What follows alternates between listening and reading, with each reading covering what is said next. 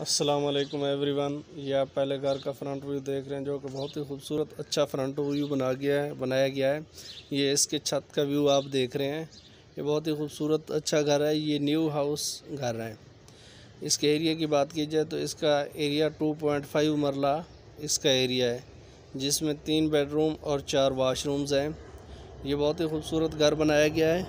अच्छा एक घर है। इसकी लोकेशन की बात की जाए तो इसकी location Najaf colony Multan road Lahore में है।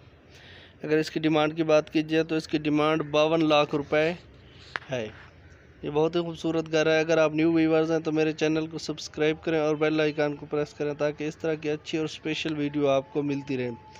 इसके साथ ही आपको घरों के रेनोवेशन, घरों के कंस्ट्रक्शन का काम भी किया जाता है। डिस्क्रिप्शन में हमारा नंबर दिया गया, वहाँ से डिटेल ले सकते हैं। इसके साथ ही अगर आपको बिल्डिंग मटेरियल ख़रीदना है तो आप रब्ता कर सकते हैं बिल्डिंग मटेरियल के लिए भी।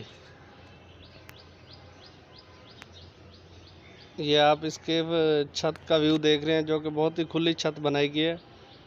बहुत ही खूबसूरत घर है।